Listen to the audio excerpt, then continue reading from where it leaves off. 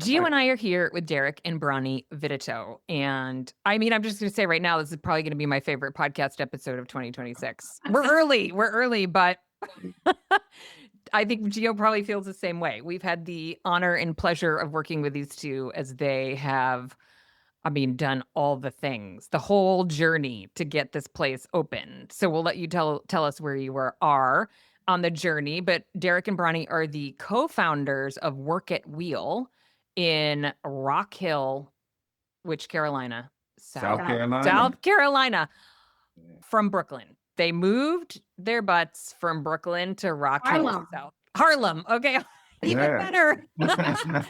Harlem to Rock Hill. And they're famous online, Instagram and TikTok, at least famous, right? So follow them. You have we'll put all your accounts in your Work at Wheel account. It's fabulous what they're doing with their own videos. You have to look. This is like best in class work in terms of authentic marketing, but they're pros. You guys did not just start doing this today. Anyway, we're so excited to have you here. You have done a soft opening.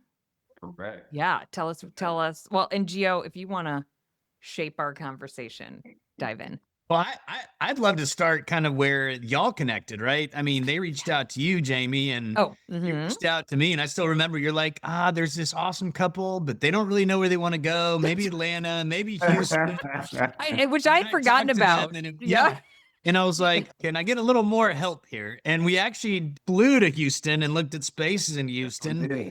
And it so happened that Jamie, you and I'd seen this deal in Rock Hill for another potential deal, and they just fell through and kind of got connected. And Bronny's got family in Charlotte, and I don't know. So let's start with where y'all connected. I mean, how did y'all get a hold of Jamie? How did y'all even get interested in the space? I think that's the cool let's part. go back to why co-working. I couldn't even remember how that happened. Yeah. So let's start there. You want to take it from there? We'll both take it. All right. Start it off. All right. Well, it started during the pandemic, right? So one of our favorite shows is Shark Tank. And so during the pandemic, we had a lot of time on our hands. And so Broyny and I used to do Shark Tank in front of each other until an idea stuck. And so we're just throwing ideas out. Nah, that's not going to work. That's not going to work. And we thought about co-working, and we mentioned co-working, and we said, well, that could work, but how do we capitalize on both of our experiences? And so, with Broyny having a corporate wellness background and me having a background in human resources, we started pitching ideas. Well, what if the co-working space had sit-stand desk and under-desk treadmills and cycle components to it, and we really create this environment where people can work, move, and thrive and be productive in their best and reach their fullest potential. And so we started to really peel that onion back in terms of kind of understanding what it was that we envisioned.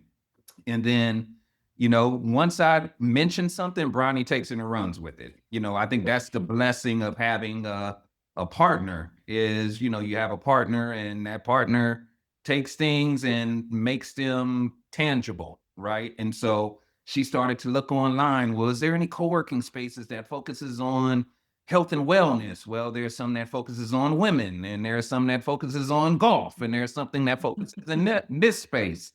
And so, yeah. And then I found JP. I was like, oh my gosh, there's a school. We need to go back to school.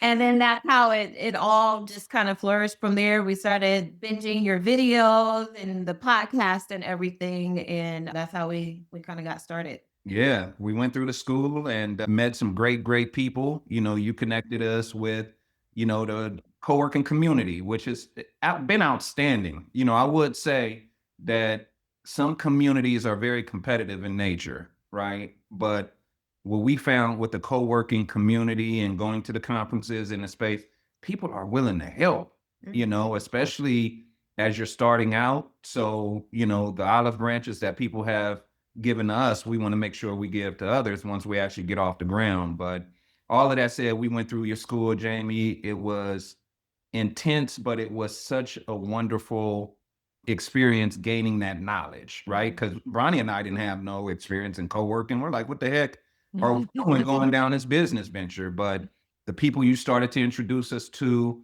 we'll talk about Gio in a minute and, how we connected and clicked with him. I call him my brother from another mother.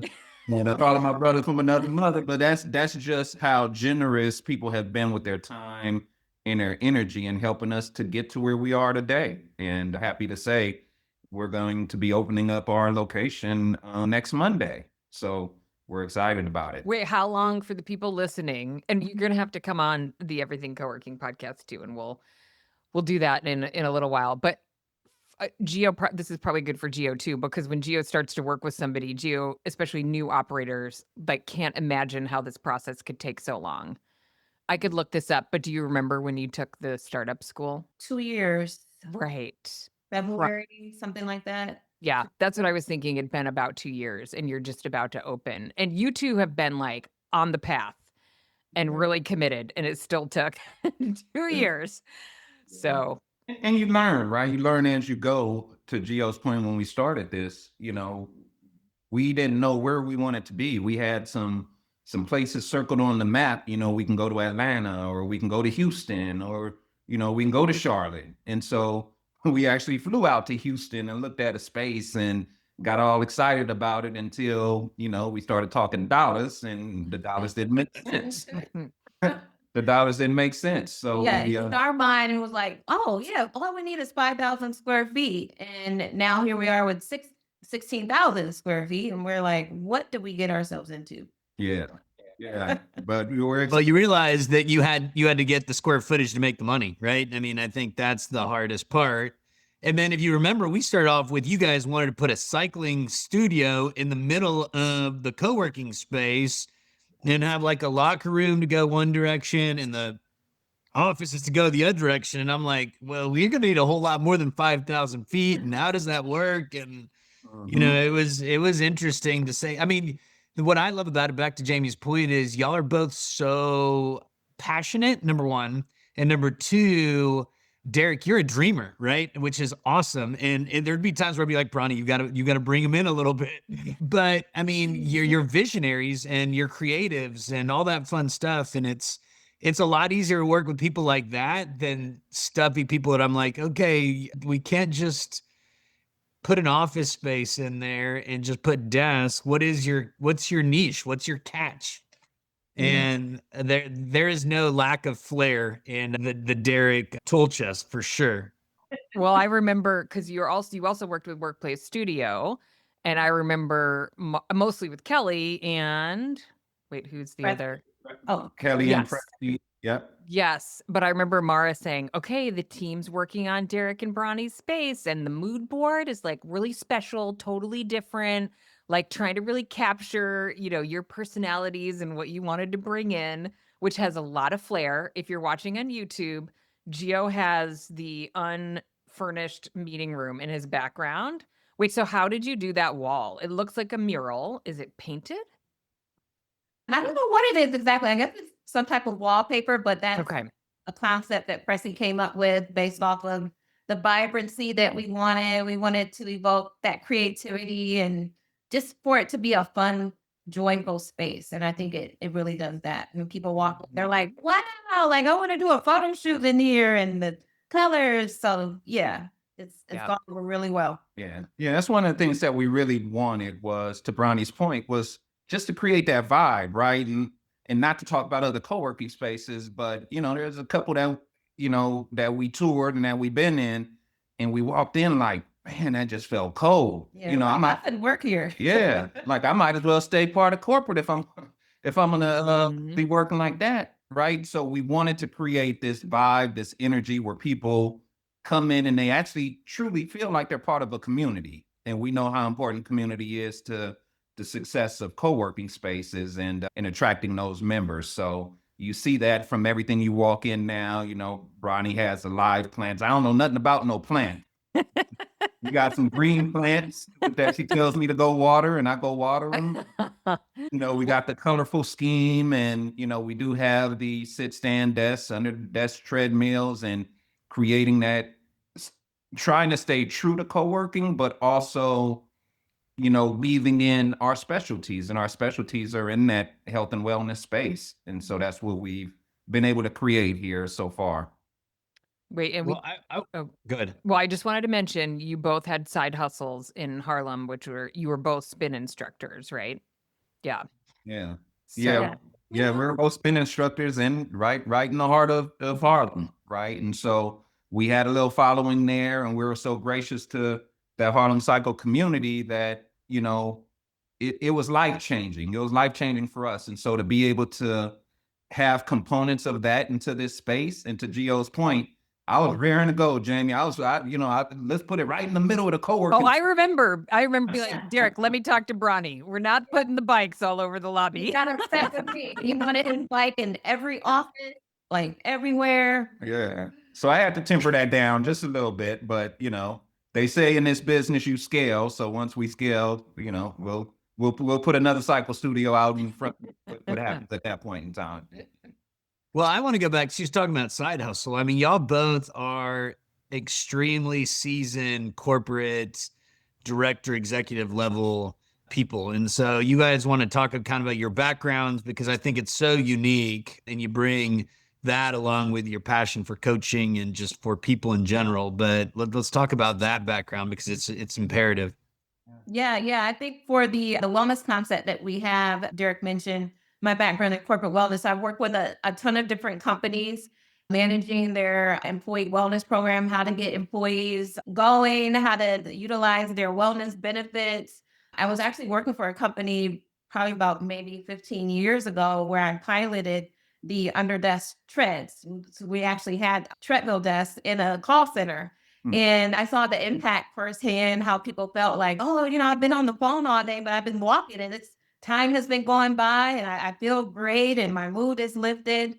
So that just stuck with me, just my experience doing that, from corporate fitness to just programming in general, which we plan to bring into the space as well with our different workshops, and just kind of using that concept of a wellness wheel, from financial wellness to emotional wellness, social wellness. We plan to touch all of those different wellness components in the space in some way or another with the community here. Yeah, and my background, to Gio's point, is I was a HR executive with, I'll say the name, Ralph Lauren, right? And so I oversaw all of the stores from an HR perspective for Ralph Lauren. But before that, I was with Coca-Cola, Johnson & Johnson, CBS, and so a vast amount of human resource experience. And so what is human resources? It's dealing with people, right? And finding a way to help individuals to be as productive and reach their fullest potential. And create that environment, right? Create that culture where people want to come in and work and want to give all of themselves. And so taking that lens and putting that into a co-working space now is something that really blends nicely with our backgrounds. And so we want to infuse that into Work at Will and really create that vibe, So when you think about what we have here outside of the private offices, we have also a training room, right? Our training room can fit up to 66 people standing and another 30 to 40 people sitting, right? And taking that experience that we've gained from corporate, I'm also a certified coach. And so we'll be doing leadership development programs out of this location, right? Communication skills, and to Bronny's point, all of the elements of the wheel, creating an educational moment where we can train and develop individuals as well out of our space is something that we're very, very excited about. Well, first personal question. Let's start with Bronny. I love your questions, Gio. We've been listening to these podcasts, getting ready, man, and you thought-provoking questions. So we're ready for you. Bronny, what are the 3 things you love most about Derek? Oh, wow. Just 3? Just 3. Well, as many as you want. This is being recorded. Yeah, this is recorded. Derek he's a ball of energy, as you all know, matches my energy. So we feed off of each other there. So I love the fact that he's just so energetic. He's the most generous person that I know, like just a giving heart. I thank his mother for that. I love his mom. I love my mother-in-law. But yeah, just a really good heart. Everyone just loves him. He just has an infectious personality. And lastly, what do I love most about you? Oh my, that he's into fitness. I mean, I'm fitness instructor for years. I studied exercise physiology in undergrad. And I love the fact that he is into movement as an ex-football player. So yeah, that's what I love about him. He's into his health. I still am a football player, You still are. Bronny. Okay, it never leaves. I still am. So Every time he can't remember something, he'll say, "Oh, I played football. And that's why I don't remember." Great. there you go. The concussions. It's the concussions. Yeah, that's my way out. That's my way out. So, well, All right, we'll give you a chance here in a minute, Derek. But what's your favorite video that y'all put together, and why? The favorite. Well, you know what? Since it's stuck in my mind and I still laugh to this day, it's well because it's so recent. We did a video the other day with the snowstorm, and we were preparing for the Olympics. So we did some different activities as if we are preparing for the Olympics. So you gotta go check out the video. Okay, I have a related personal question, which is I find it just like so unusual that you're married and you have this like creative vibe that meshes so well. I feel like that's just really pretty unusual. Like, who else during the pandemic was like, yeah, we'd Shark Tank ideas and then these videos you make because you spend a lot of time, I have to think, like concepting and then going out and shooting them. And the fact that both of you are so into it and like love that creative outlet is just, I can't think it's very common. And we will put all of their Instagram accounts in the show notes. You have to follow their personal account, all of the accounts. And you all have multiple accounts. But yeah, I mean, how did you discover that? And how did you get into like creating video content together? I would say through dance, right? So we started off our journey in the pandemic and we just said, let's do some dancing and put it out there and see what happens. And so me being a foolish one, Bronny has always done some type of theater dance, right? Okay. So she has the rhythm, she has the rhyme, she can coordinate and pull things together from a choreography standpoint.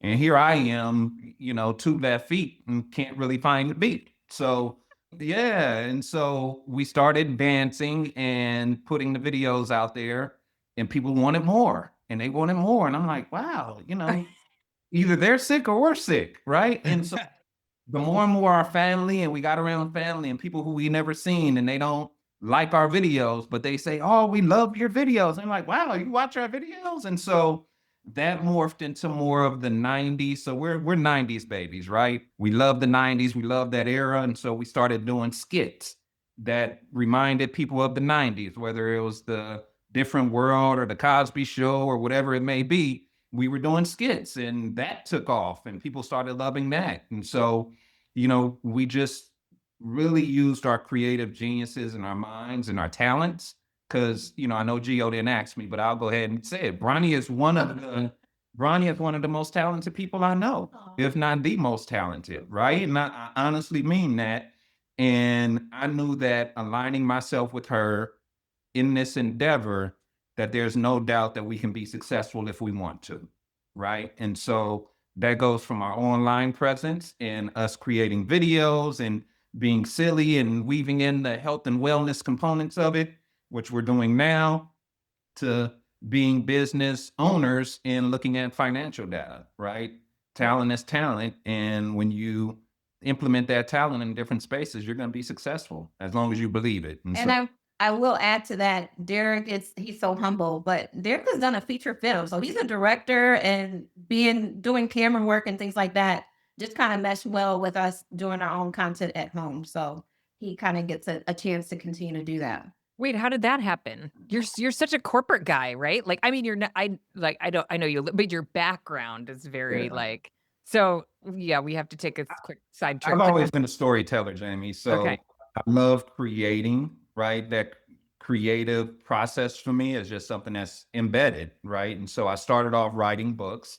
So I wrote 2 fiction books and I was like, wow, I did that. And I did it myself. And then I wrote a nonfiction book, right? Back when the banking industry, was it 2009, 2010? And I wrote, yeah, something like that, right? And wrote a book right around that time, right? A nonfiction book for people who were, it was called Pink Slip Panic, people who were hitting pink slip, right? What you need to do to rebound. And so taking those things and I said, you know what? I'm going to make a movie. I'm going to write a movie. And wrote the script for the movie. And we went out to produce the movie in 2016 out in Chattanooga, Tennessee. Didn't know anything about movie making, the same way we didn't know about co-working, right? But to me, it's really being broad and not narrow with talents, right? So often we latch on to one thing, and that's the one thing that we do for the rest of our lives. And if we don't broaden our experiences, then how do we develop? How do we grow?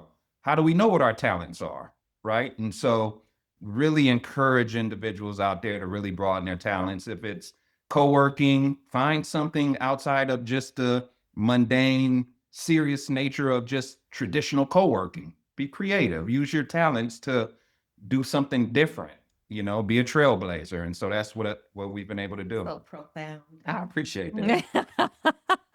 Yeah. No, that's what I always love. That's another thing I love when I interact with the two of you is she always looks at you in awe or confusion, one of the two. But typically it's all. Yeah, it's a little bit of both. It's a little bit of both. Which is awesome because your inside voice is going, oh my God, I gotta reel that shit in. You Yeah. two for our, hold on, now I'm forgetting what it's called. Uh-oh. Oh, what's the like leadership framework? You guys are total classic visionary and implementer or integrator, right? Like I think you both have creative visionary tendencies, but Derek's like, poo, like all over, and Bronny's like, okay, and here's what we're gonna do out of that. And here's how we're gonna make it happen. Yeah. I tease her all the time. I tell her she's an introvert at heart, but she's, for some reason, Jamie, I don't know what it is, the last 5 years, and there's nothing wrong with being introverted, right? That's our personalities and who we are. But she... No, there's nothing wrong with being an introvert. Before I get in trouble when the cameras go off. Yeah, so there's nothing wrong with being introverted. Wow, but, an ambivert.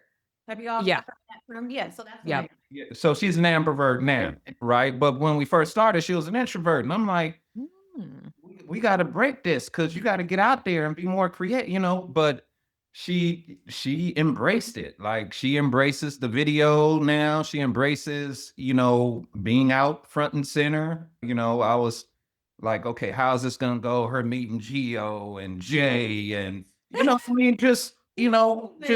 just being in a room of executive men and, I'm like, okay, is she going to be able to speak as confidently as she normally would in that type of environment, right? And Well, it's also hard when you're doing something totally new because I've always been reasonably business confident, but I can still remember when I started my first space, like in my brain, I'm like, yeah, I have no idea. And I have to, I gotta say something here.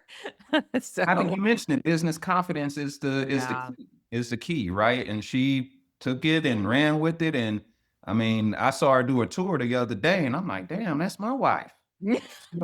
That's my wife out there doing that. So it's just amazing to see. And I wouldn't want to endeavor down this journey with a different partner. I think she's been put in my life for a reason, and hopefully I've been in hers for a similar reason. I don't know why, but I think we definitely complement each other the right way, and the hopes that this next journey of our life is hugely successful. Sometimes I am extremely just in awe of how you saved yourself because she was about to strangle you at the beginning of that conversation. I was like, how is this going to go? This is one of those confused moments. Hey. And then you walk out looking like roses because you switched it up. So there's that charm that you have. I switched it up because she was kicking me under the table, Gio. Well, she was kicking me like you going down a rabbit hole here. lovingly pinching you while you're. Yeah. It's funny you say that. My mom used to pinch me under the table and I'd say, why are you pinching me? And she would get even more mad because now she was embarrassed. But I'm like, it was hilarious. Or, there was this one older couple that we'd go see that were like grandparents. And she'd be like, you can't eat. They're going to offer you food you can't eat.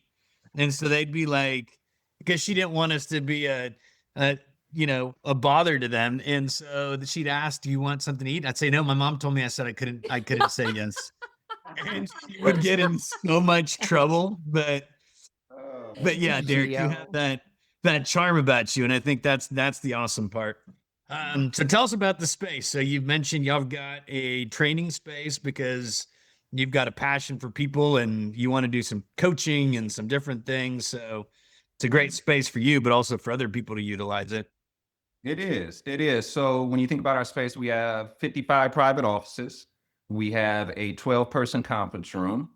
We have 2 4-person meeting rooms. And then we have our training room, as I mentioned, can sit comfortably 40 people standing, probably 66 individuals. And actually, if we open up both sides, we can have an event space that's about 110 people as well. So really, really happy with the size of the location and what we've been able to build. Oh, you forgot about, so we also have a massage therapist on site. So she has a space, and we are building a podcast room too.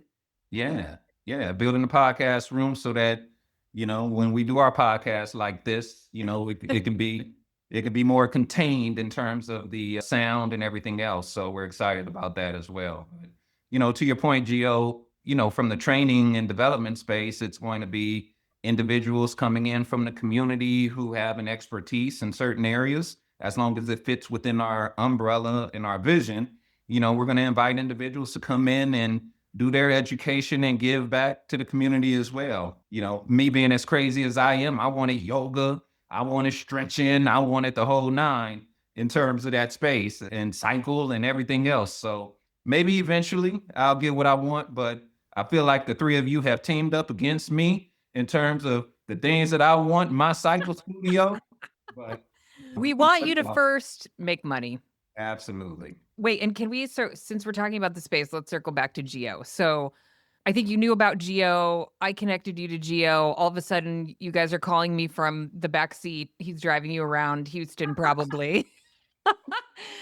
So you're in it. And Gio, like me, and this is why I send people to Gio because, well, many reasons. One is that I trust him completely because he's going to be straight with you and he's going to say, okay, you can do a pro forma on this 5,000 square foot space, but I don't think it aligns with your goals, right? He knows what you want and that you're both like serious, super experienced, successful professionals, and you want to make this your work, right? And your income. So 5,000 feet, wasn't necessarily going to do it. So he dives in and tries to figure out, and you guys are a special case because I don't know if I've ever met anybody who's like, we don't know. We live in Harlem, we'll move. And also because Gio works nationally, that was no problem for him. He could sort of, mentally sort of frame up, okay, what might make sense and tell you what markets, he thinks are good right now and not. And then he knew about this, location in Rock Hill. And we'd done some due diligence on it, as a matter of fact, had already done some financial models and some competitive research. So let's have a little ode to Gio. What was the best thing about working with Gio on this project? Want them first? Yeah. All right. See how much time we got. Yeah. On, but no, like any team, right? You need, when I speak football terms, you need a quarterback and you need a coach, right? And I look at you and Gio as our quarterback and coach, right? We are the team who I call me and Broyny like the bad news bears, right? We didn't know anything about co-working, right? And here we have the quarterback and the coach guiding us through this process. And so we are very thankful for the two of you for your body of knowledge and willingness to share that with us as new operators, green in this space, right? And when we met Gio, number one, me and Gio, I just think we clicked in a certain kind of way. When I say my brother from another mother, I mean that, right? Gio has this passion for people and development, and the things that he has going on meshed well with me. So there was this immediate connection that we had that I think drew us together. And so then when we went out to Houston and he took us to some little restaurant. I don't know what kind of restaurant that was, but It's a Mexican We restaurant. went to a local Mexican restaurant, the best local Mexican restaurant. yeah, best local Mexican restaurant. Yeah, and when we had that salsa together, Jamie, I was just in awe that And the queso. yeah, and the queso, Like- that he was willing to share the queso. So I knew that me and Gio was going to hit it off, and we did. He took us over to see some places, and again, we didn't know anything about co-working, and he was like, no, this isn't gonna work. Straight shooter, Yeah, you know. straight shooter. This isn't gonna work for us, and I'm like, damn, gee, I really like how that looks. He's like, nope, that's not gonna work. Like, There's nope. no windows. It's a There's warehouse. no And he's like, windows. this is awesome. And I'm like, there's Yeah. no light. Yeah. He's like, there's no light, there's no windows in there. And so being able to put trust in individuals is a hard thing to do. But you all have earned our trust right away, right when we met you. And we trusted you in navigating us through this process. And here we are a week away from opening up our first space. And so we're really, really excited about that. So Gio, in terms of his body of knowledge and the way that he deals with whether it's landlords or building owners or whatever it may be. I just remember, one time we were sitting here negotiating with our landlord, right? And Gio was ready to walk away from the whole deal. And I'm like, hold on, Gio. Like, no, what we got? But, that's what it takes in this industry is a firm commitment to, number one, your clients and doing what's best for them. And so, Gio, I know I said it in text, but, this is my thank you to you. Of course. Diligence in making that happen for us and finding this space. So yeah, and I think that's part of negotiations, right? Is sometimes you have to be able, number one, be willing to walk away, but secondly, go, hey, we're going to play a game of chicken here. I need you to just trust me that they're going to move out of the way. And really, so Jamie, it was over the occupancy, right? As they wanted to tie us to the 4 per 1,000 even for events, and it was like, we can't do that. We may have 100 people in this space. And they wanted to add extra charging. And I'm like, how are you even going to count people, right? Are you going to have someone come in and count? How are you? Well, there's extra use on the bathrooms and, the typical landlord stuff. And it was like, we literally had to go, look, this is down to the last point. We'll walk away over this. And, and there's always points in negotiations when it comes to that kind of stuff. And it's really knowing what levers you can push, right? And sometimes, what are you willing to do? And I mean, I think the next part I want to get into is how unique this market is and the space and everything else, because I think that's part of what I loved when I first toured it. I mean, it's an old thread and fabric upholstery warehouse, right? And, so this is like a 3-phase project. And, I'll let you guys kind of talk about it. I mean, Broyny, you did such a good job with the tours, like Derek said. So when you talk about the market, when you talk about the area, I mean, it's so unique. You want to talk about that a little bit? I'll give that to Derek. You got it. About The community. Yeah. I don't have anything to say. All right. Well, I don't guess. Yeah, I'll take it. Well, no, to Gio's point, we are in a very, what would you call it? Interesting community, right? Interesting in a good way. The people here rely on each other, and they rely on each other for their success of a business. And so coming from New York, where it was go, hustle, hustle, hustle. And a little more individual, right? Culture being, yeah. We had to quickly learn that the key to success here is in community and really inviting groups. Good news. Organizations, yeah. Organizations and groups and getting them involved in helping us to market, the space and bringing them in and, having meetings. And, that's why our event and training room space is going to be so successful, is because there is nothing here in Rock Hill where people can just go and congregate outside of a church, right? And you got that on a lot of corners out here because, it is a very church-driven community. But I would say that leaning into the community is the only way in a space like this, in a city like this, that you're truly going to be successful. And so we've been able to do that, and we have to do more, right? We have to do way more in terms of our give back to the community of Rock Hill for us to be successful. You see businesses that were supposed to come in here, right? Like the Charlotte Panthers, the football team was Carolina Panthers. I'm sorry, it's Charlotte Panthers. Carolina Panthers were supposed to be coming in here to Rock Hill, right? And we're like, wow, well, that's going to bring some business. Well, that deal folded and it didn't happen, right? And so you're kind of like, uh-oh, that was going to bring a lot of business. And you hear about a business that's below us that was almost like a Dave and Buster's. Well, they closed down, And it's like, uh-oh, what did they close down from? And so a lot of these businesses that aren't successful is because they didn't cater to the community.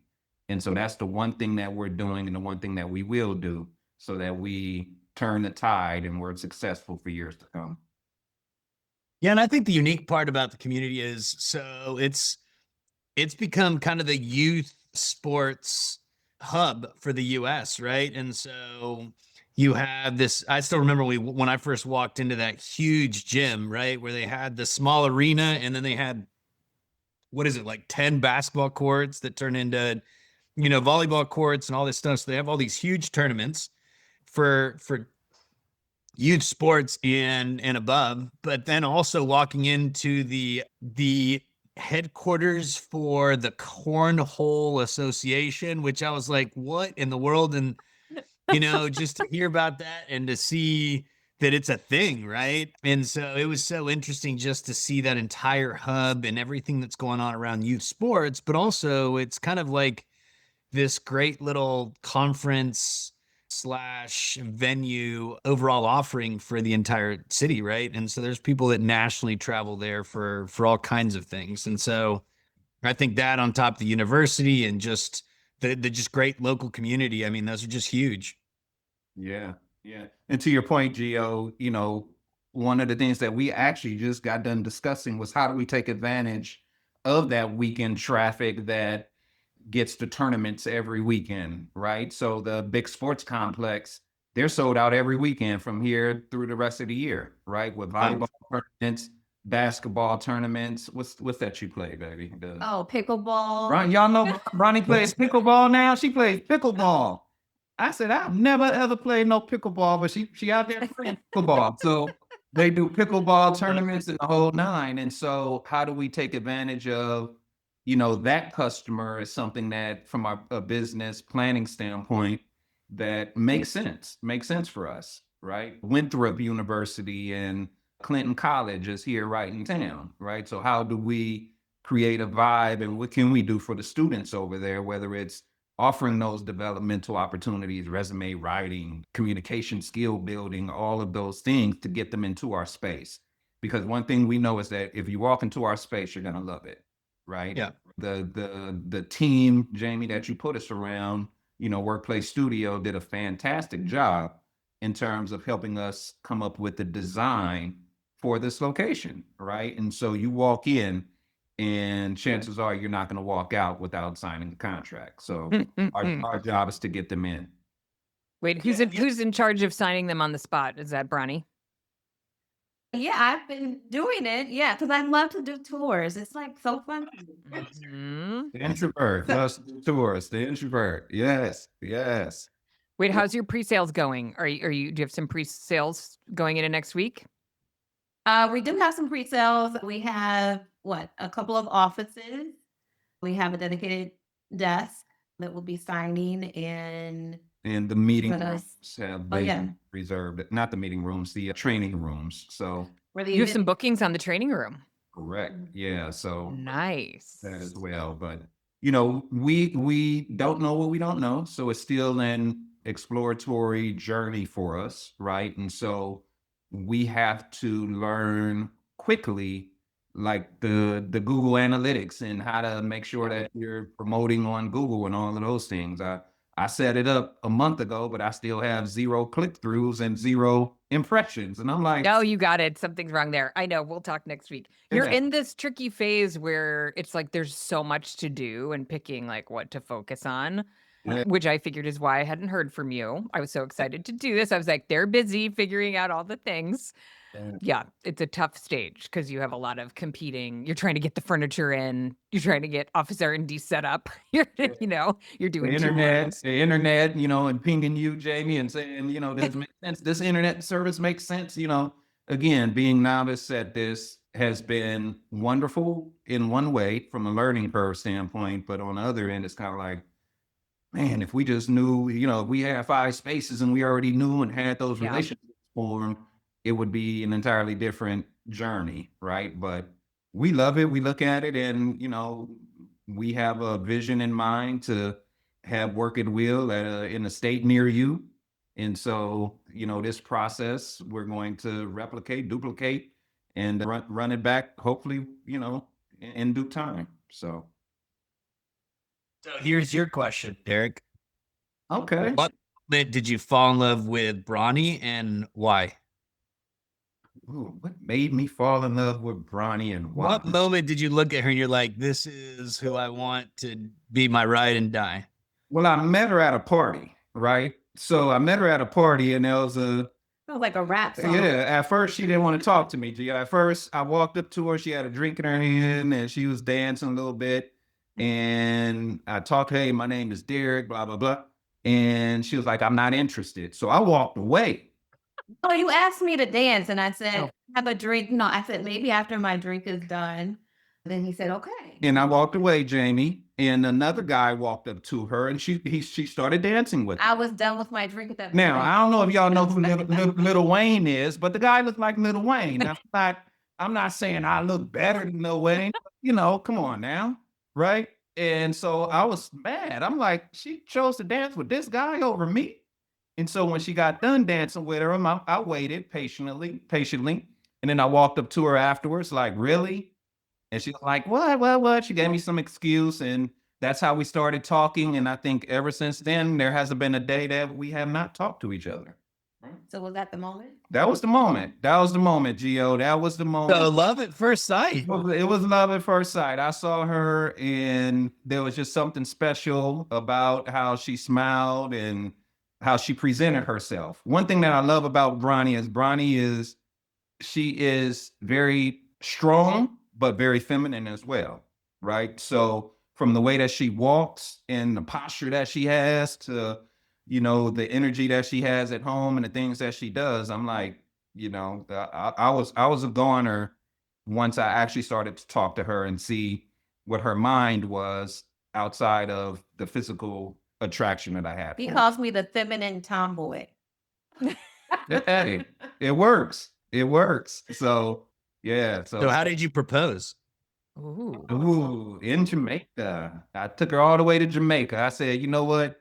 She might have told me no one time, but we're gonna see if she tells me no when I take her to Jamaica. Oh, So there was a turn down first? yeah. Ooh. So took her all the way out to Jamaica, and on the beach, I got down on the knee and pulled out that expensive ring. She says that it was a fake ring. It was not a fake ring.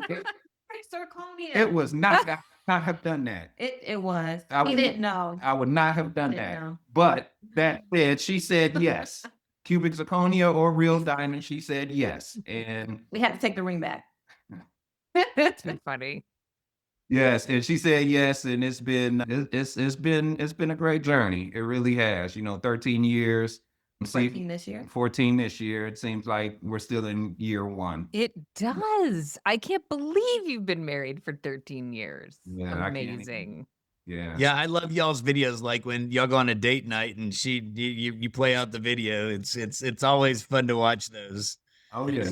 When y'all take Oh, yeah. adventures into the city and your date nights and game nights and all kinds of fun stuff. So y'all keep that up because it's a lot of fun to watch. Oh, no, thank you. Yeah. Yeah, we got to definitely do that, especially being in Rock Hill, being in Charlotte. Rock Hill has some great areas to it. Gio, to your point, it is a small community, but it's a mighty community, right? It's growing. And it's growing. So, some great restaurants, some great vendors here. So as long as they allow us into their establishment, we're gonna, highlight and do some crazy videos with them. So we're excited about that. Cool. That's awesome. Jamie, you got anything else? I know you're going to record another podcast with them. I as know they I get could talk all deeper day and ask questions all day. Gio, is there anything you want to talk about in terms of, we started talking about the space, but also like I don't know, anything about their deal structure? I mean, you worked pretty hard to get them some good concessions. Not that we want to give away any secrets, but Yeah, no, I mean, I think the because they biggest built part, out 16,000 feet from scratch. yeah, I think the biggest part was selling them, right? And selling them in us as Meaning, as a wait, team, selling right? these guys or selling Yeah. the landlord? Well, at the end of the day is they don't have a co-working background, right? And so it's trying to get them to understand, look, they've got a corporate background. Look, they've got a success track record, all these things about them along with us, right? Selling you, selling Workplace Studio, selling me, being like, look, we're going to set them up for success. And, we're all in this together, right? It's a team. It's not just them. Yep. But then actually showing up, and unfortunately, Bronny was not able to make the first trip out to Rock Hill, but Derek and Jay, the landlord, hit it off, right? And he was able to very clearly state why they were getting into business and why it was important to them and why he felt they were going to be successful. And so, I mean, I think that's part of what we get to do is let them shine, right? As a couple, as an operator, in their track record. And so ultimately, I think the hardest part with really knowing how to get some of these deals done is really understanding what levers to pull and where and why. And we were able to do that.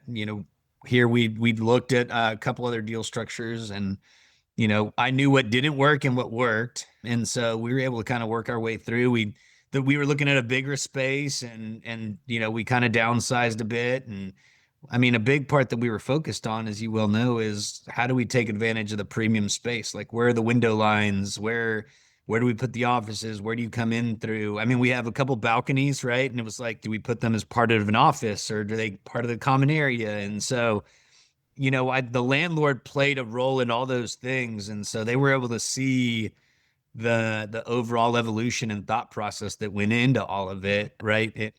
It wasn't just, we're going to go in here and take the space and do whatever. I mean, we really brought the landlord into it. And so that made a big difference. And again, Derek went back out there with Bronny, and being able to get them to understand that they're getting a dynamic duo, right? Made a big difference. And they have different backgrounds. And so it was awesome. And I mean, there was significant TI dollars, which was necessary to do the full build out, and rent abatement, which Gio's working his magic. Yeah, and you're reminding me, I mean, we had calls where it was like everybody was on. Me, Gio, Workplace Studio, the landlord, the architect, like full team, all hands on deck meetings to make some of that happen. Yeah. Well, even to get the financing done, you guys had weekly calls in order to get look at that, to get all of the documents in line and permits and, pricing and contracts and all kinds of stuff. I got a double eye roll, so I need to know a little more about that. I mean, it was a lot to get there. Yeah, it was. And, the bank process, we're thankful, right? Because, we might have to go back to them eventually, but that was a very tedious process, because you have to have all of your X's crossed and I's dotted, T's crossed, or whatever it's called.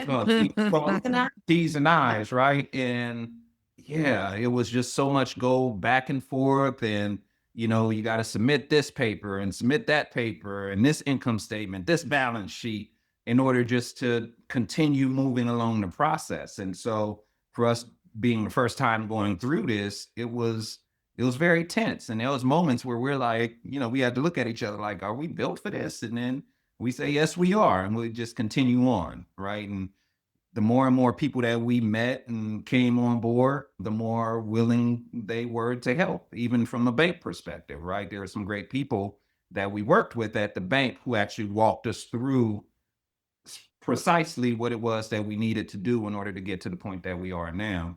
And Jamie, I would be remiss if I didn't give a shout out to Kim as well, who's part of your team, who was also phenomenal in this process and meeting with us on a one-on-one basis too. So shout out to Kim out there in Alabama. Yeah. So I know, I told Kim, I said, Derek and Broyny might be the reason I finally come to Birmingham, because they're intent that we come visit. We'll let you get set up, and then when you need a break, we'll have to take a trip to Birmingham. But all right, we'll let you go. I think we'll want to revisit and check in with you guys, in a few months when you got a little time under your belt. Good luck next week. We're rooting for you. We're here for you. We're thrilled to be a part of your journey. Thank you. Thank you. Well, we appreciate it and appreciate the time and being on. We enjoyed it. And we look forward to being back soon. Absolutely. All Thanks right. a lot.